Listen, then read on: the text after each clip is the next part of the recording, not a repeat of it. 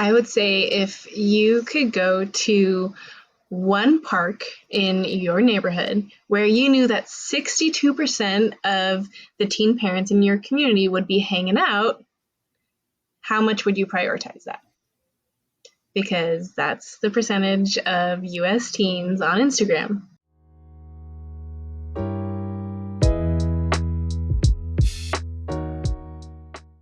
Welcome back, everybody, to the Digital Young Life podcast. Excited today to be with Jennifer Bell, who's the Young Lives area coordinator. I'm excited for her to introduce herself. So, Jenny, can you introduce yourself? Tell us who you are, where you're at, what you do. I'm just really thankful that you're on the pod today. Well, thank you so much for having me, Adam. My name is Jenny Bell, and I am out of Portland, really specifically Clackamas County. And we've been doing Young Lives in this specific community, had our first club December of 2022. So we're still relatively young, but we're the Young Lives branch, which is serving teen moms and their kiddos. I have 3 young kiddos myself. I've been married 9 years, and I've been on staff a total of 5 years. Awesome. Okay, Jenny and I go back about a year. Yeah, probably about a year, maybe. Year and a half. It was like January, I think, or March. Yeah. And she was actually a part of, we did this little summit.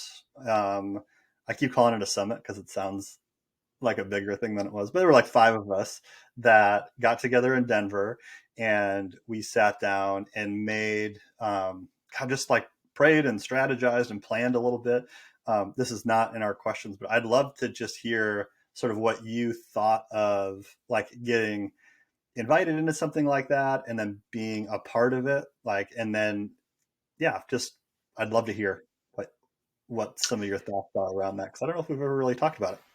Yeah, I got the invitation to join the summit a couple months after going through your course, the month-long course on using social media for contact work. And that training was nothing I had heard before, and it really intrigued me, and it had a lot of potential, and I had a lot to fix after going through that first training, because I had been using social media and I needed to course correct on how I was using it and how I was thinking through it.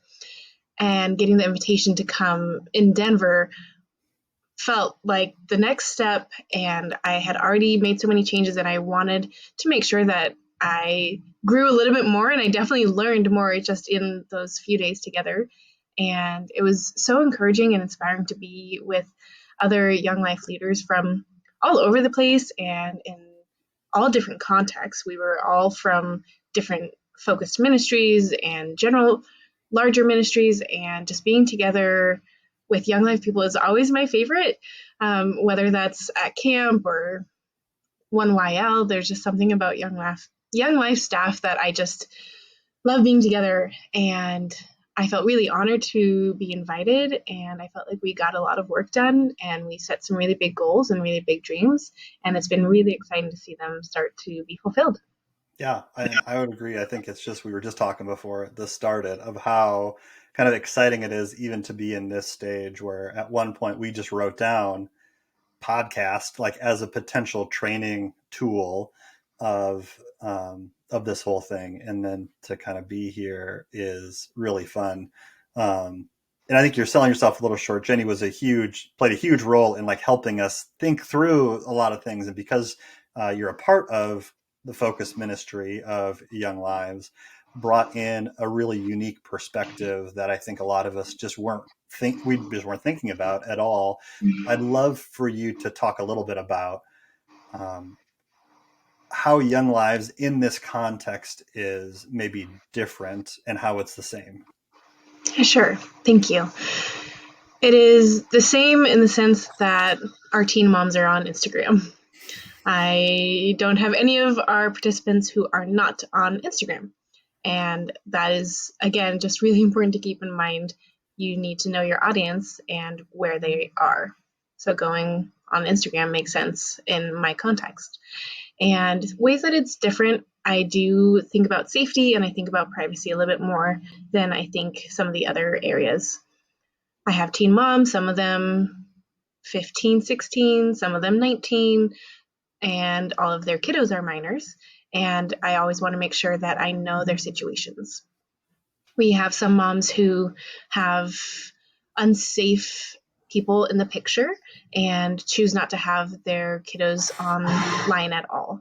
And so I know that about my moms. That's one of those things about like knowing your audience. I know who I'm working with, and I find creative ways to respect that without just cropping them out of the picture. So I'll put emojis over their kiddos' faces or get just like the back of their head or just get something of mom because they still want to be included, but I always make sure to keep safety first.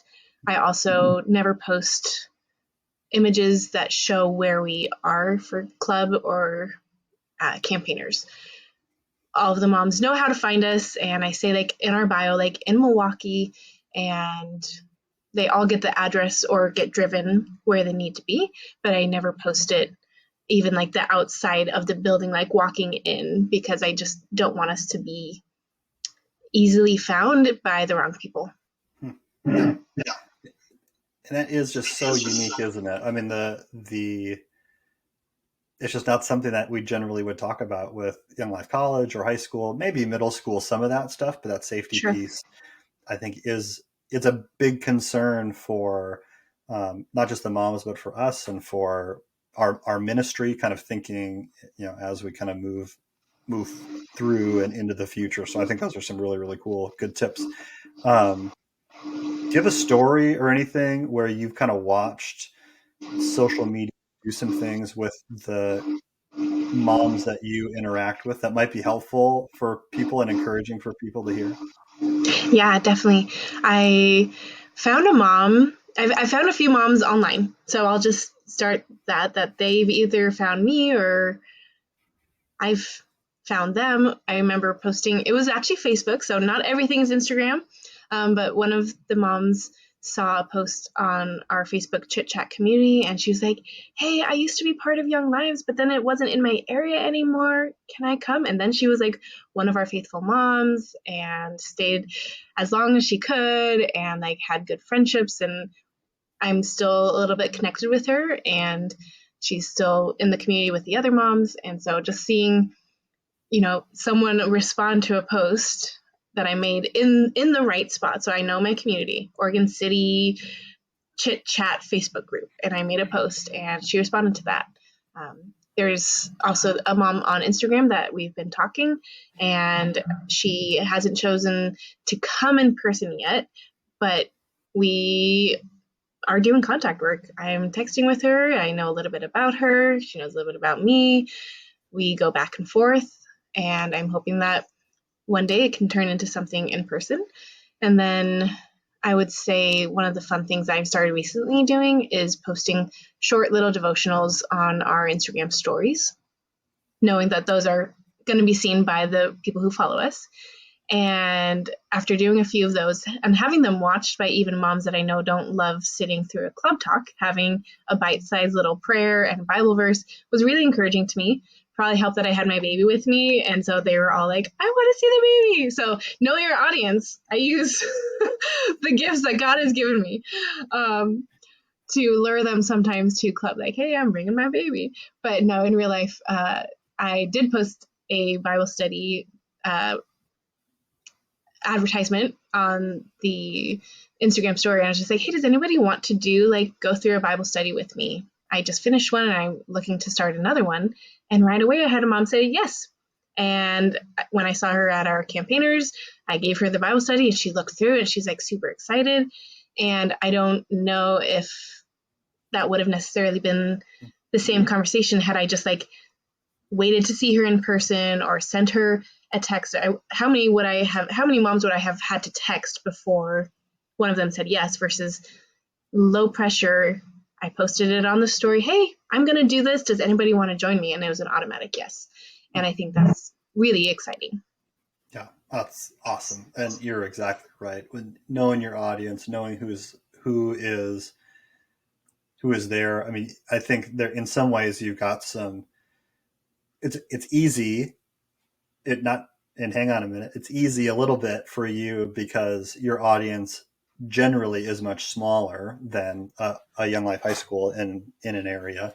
But in what ways, maybe without social media, is it different? Like, what are some challenges that come along just with Young Lives in general? And then maybe are there some ways that, Facebook, Instagram has made that easier for you guys, or even for other areas that you've helped kind of in this space?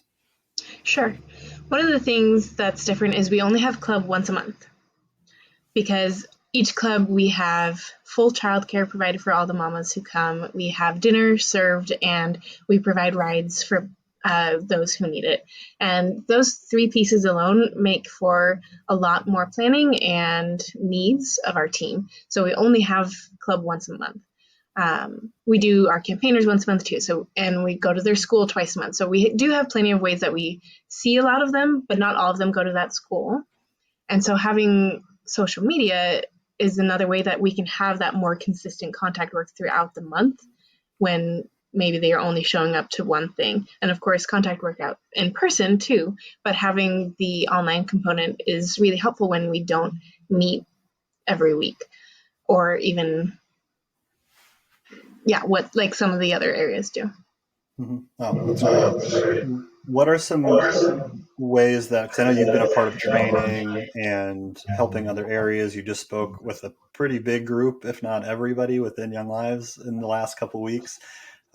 What's some of the feedback that you're hearing from them on some of this stuff? And maybe also kind of in addition to, what would you add, or what would you say to a Young Lives coordinator that maybe is a little hesitant for lots of reasons to step into this space? I feel like a lot of the Young Lives coordinators on the call when I did the training were like, whoa, this is like brand new information and I need to learn how to do Instagram. How do I learn how to do Instagram? I have a Facebook. I don't have a login. Like, it was just a lot of like, wow, it is a paradigm shift. And it was for me. And that's what I hope, is that they can make that shift to know that use Instagram well, and using it for contact work, using it for outreach can happen, does work, and it is important. One of the things that I've found that's really helpful about having a good Instagram, and this is something that I want to make sure other Young Lives leaders think through the importance, having a good Young Lives Instagram makes it so that when I meet a new mom, instead of having this awkward, can I get your phone number? Here's my phone number. Are we ever going to connect? I can be, hey, here's our Instagram. Can I follow you? That is so much less pressure for the moms, for me, and they can easily see, oh, this is a cool group. Oh, there's moms like me. There's leaders like me. This is fun. This isn't some creepy lady like invited me to some weird cult. Like, okay. And I've used that sometimes when I'm meeting a mom over texting for the first time, because sometimes we get referred to moms and I've never met them, but I just have a phone number, and I will send them the link to our Instagram or even a specific reel being like, hey, this is kind of what club night looks like, because it is a lot to walk into a room for the first time. And I think having an Instagram where they can get a feel for what it is and see that it is a fun thing really makes a difference.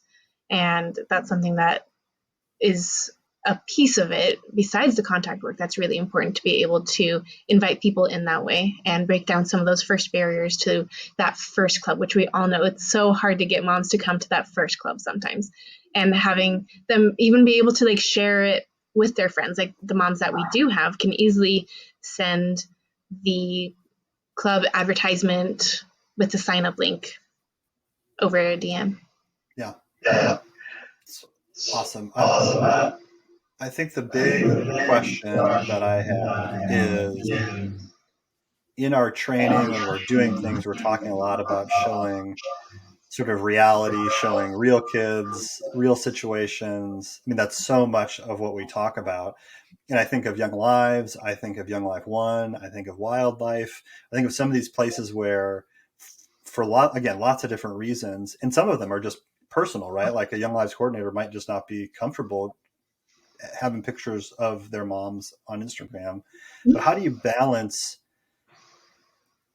that reality with wanting to show that authenticity? And and maybe not, maybe you're doing it in a way like you've already talked about that is um, some people would say pushing the limit on on some things, but there certainly are plenty of people who wouldn't be as comfortable as you. Can you speak to that kind of authenticity piece at all? Mhm. I will say one thing that has helped our area is, and I'll come back to your main question, but in September, before we even have our first club, we do a professional fall photo shoot that's free for all of our moms. And we have the Young Life photo release form, and we're able to get permission for sharing images of them and their kiddos. And this is where I usually get confirmation of if that's okay or not. And sometimes I'll be like, oh, fine for me, but not my kiddo. And I'll be like, great, I know that now. So having some way of getting just even that conversation is important. And you can have that at your club night, your first club night, or at check-in every single week. You could have those forms available so that you can always have that as a conversation to know if you can have videos of your real life moms. As far as being authentic and how to make those decisions, I would say you can always start off with having things be leader focused. It's not the final answer, and we don't want it to look like just a bunch of adults having fun, because that's not what club is. But I think you can find different ways of like introducing your mentors, introducing the childcare, having some of, like, we usually have leaders demonstrating some of the games, so you could always video the leaders demonstrated in the game, have shots that are kind of from the back of like you just see some of their heads. You can get creative, and you always want to be respectful. I don't mind posting a picture that shows me being pied in the face, but I'm going to think twice if I am going to post the video of the moms digging for gummy worms in a plate full of whipped cream. But again, I know my moms. I know the moms who are going to be like, yeah, that's me. So much fun. Let's do it again. And I have the moms who are like, oh my goodness, like, I don't want to do this. So again, you have to genuinely and authentically know and love your moms and know what they're comfortable with. Does that answer your question? Yeah, it does. I think that's really helpful because I think what I'm hearing you say is it's better to do something than nothing, right? Like it's not worth getting sort of stuck or frozen in the kind of in the weeds of, especially kind of some of the stuff that we share as far as training goes with digital contact work, where so much of it is like follow kids, put kids' faces on there, I mean, and because you want it shareable, but it's better to be available and to be present and to be in a place that kids are than to not be there. Yeah. And if we're going to be there, we might as well at least show vulnerability with leaders, at least, Mm-hmm. and it's worth that. Am I getting that right? Yes. Yep. And even building the trust with the leaders is something super important. We want the girls to want to hang out with their mentors. And I have moms who come specifically for the connection with a specific leader. Like if they're new or if they just haven't connected as much with somebody else, if they're like, oh, well, if I know that you're going to be there, I'm there. You're my person. And so having that person be the one who's making a club announcement. And the other thing is, in Young Life, sometimes we do crafts, and you can get creative where you're like showing hands making the craft, or have them put their painting in front of their face. You can really get creative to still show what it's like to be at club, and to show the decorations, or, okay, here's what the supplies are for this game. Can you guess what it's going to be? And it's a bunch of empty baby jar food. It intrigues them, it draws them in. So there's lots of ways, and just take lots of pictures and videos at club. What I usually say is try to have one or two people who are mindfully taking pictures and videos, because as the coordinator, sometimes I'm going like this, and I'm standing back being like, wow, this is such a beautiful scene. My phone is over there. I don't want to disrupt this. So I'll like signal to another leader and be like, can you take a picture? And then they'll get some photos. And a lot of our moms don't get pictures with their kids Mm. because if they're single parents, they've got a bunch of selfies or they've got pictures of just their kid. And they love it when we're like, oh, you guys are so cute. Let's take your picture. They love that. And then, of course, send it to them right away. And whenever they post something on social media, which a lot of our moms will post club pictures or the photo shoot pictures on their own socials. And so then I'll be like, this is so cute. Can you send it to me? Do I have your permission to reshare this? And so that's another thing that you can do if you're kind of stuck is have some cute photo props at your club. Mother's Day is coming up. Maybe your church already has a backdrop. You can do something cute and then you can get some cute pictures that they'll love for them to keep. And then you can also have some real photos for you. Yeah, that's awesome. Yeah, with the intention of, I mean, it's awesome, obviously, just to have pictures of the kids that you're, engaging with and building relationships with. But for other moms who are kind of, just watching, right? Like that mom that you talked to that hasn't come yet, to be able to really see that that you guys are caring in a way that's just really, really unique, I think is just, it's awesome. I love all these little tips and like tricks and things. Have you seen any other Young Lives areas do anything unique in that way? One that I'm thinking of is an area's Instagram account or their Young Lives Instagram account is pretty public, and so they don't share a ton of photos, but they'll have a private Facebook group they'll invite moms into, where there's Mm-hmm. and there might be tons of moms in there that aren't coming, but they're able to share kind of photos within that, so they're kind of creating their own little private group. Have you seen other stuff like that would be helpful to share?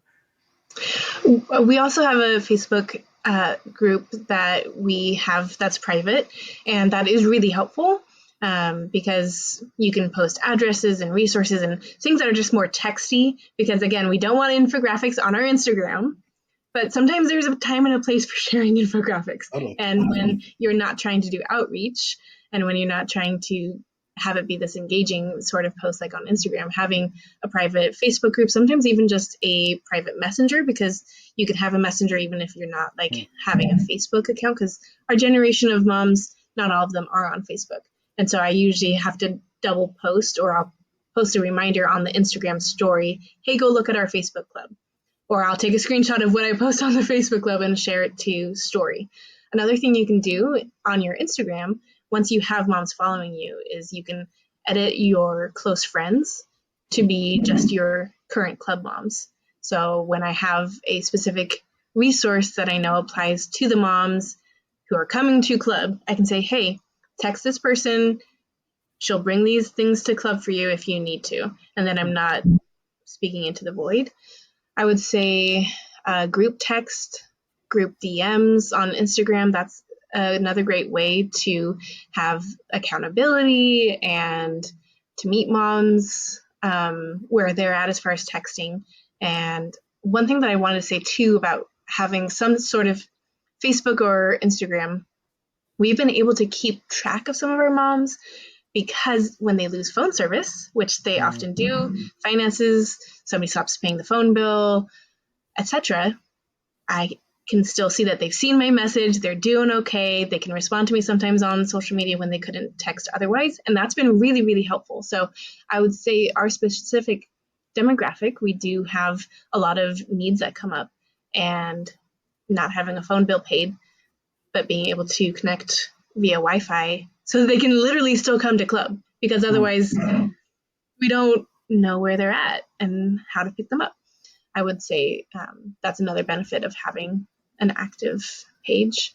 But find what works. And not all of my leaders are on Instagram, and I don't make that a requirement, and that's okay.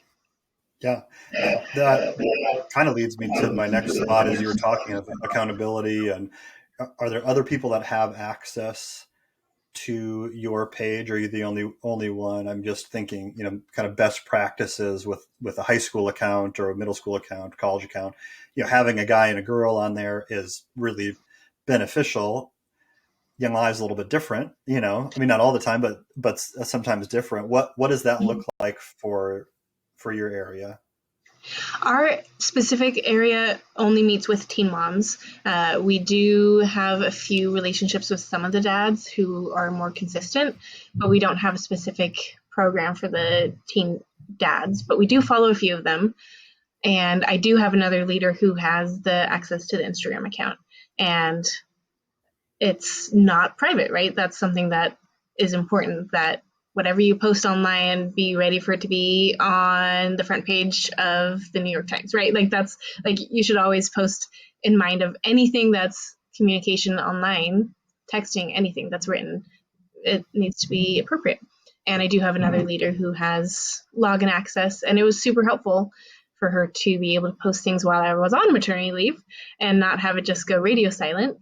And it is best practice. And sometimes that's a reminder if you are using it and you have multiple people to just be like, hey, this is Jenny. And I've had moms reach out because I've commented on something and, oh, so cute, blah, blah, blah. And they're like, is this Jenny? I'm like, yeah, it is. Hi, sorry. Yeah, no, that's great. Well, yeah, and that just, I mean, that lends itself just to our relational ministry and not wanting kids to be attached to Young Life, right? I mean, kids should be attached to a leader and then to Jesus. And so I think that's a great word. Kind of to finish up a little bit, a couple more things, but where would you like to see Young Lives in this space in the next year? And I ask you that because you did have a chance to speak at a pretty big Young Lives gathering about this stuff. And so I think you maybe have a little bit of a pulse on it. And I'm not asking you to like, this is going to happen, or, hey, whoever in Young Lives leadership, you should do this. But when you look at this and look at the potential for it and some of the challenges, what is your hope when you look at it from maybe a bigger perspective?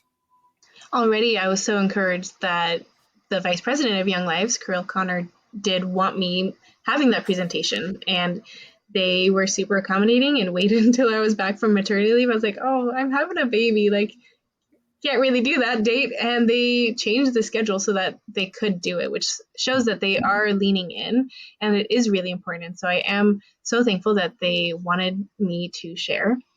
I really want to see Young Lives leaders make that switch from using infographics to in person.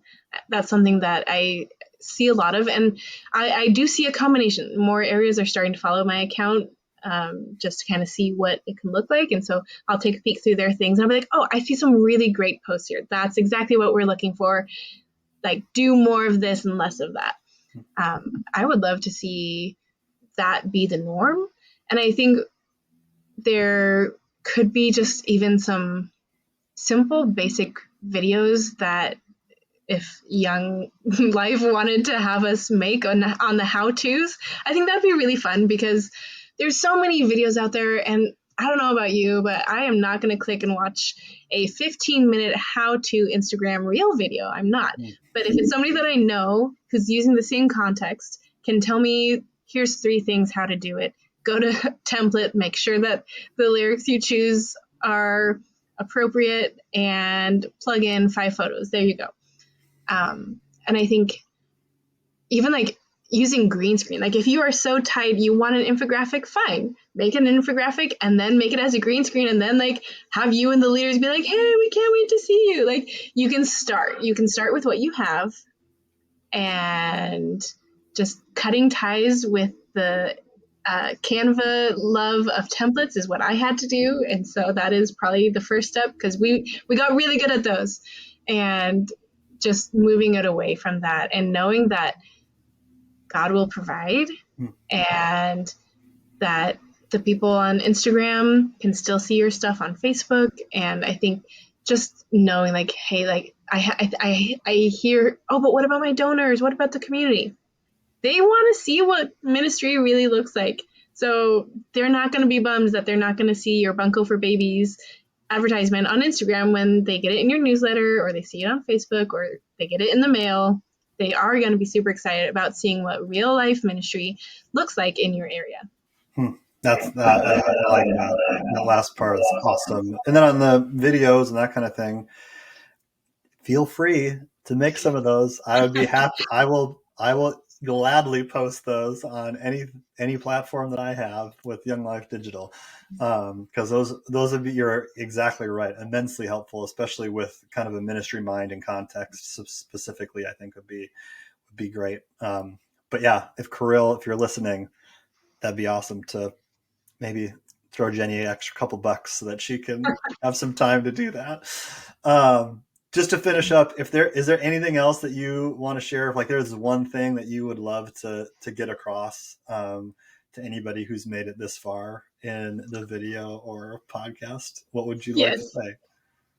I would say if you could go to one park in your neighborhood where you knew that 62% of the teen parents in your community would be hanging out, how much would you prioritize that? Because that's the percentage of US teens on Instagram. It's awesome. Enough said. So great. Well, Jenny, thanks so much for your time. Thank you for what you do for teen moms, but then at a bigger picture too. Thanks so much for just your care for the Young Lives community, and just really grateful that you'd spend 30 minutes with us. Thanks. Well, thank you, Adam. I wouldn't even have this on my agenda, and I would still be posting Canva infographics if it wasn't for your initial training. So if you haven't gone through Adam's digital contact work training, I definitely recommend you sign up ASAP. Awesome. Thanks for the plug. Okay, we'll talk to you Yeah. soon. Okay, thanks. Okay, hang on.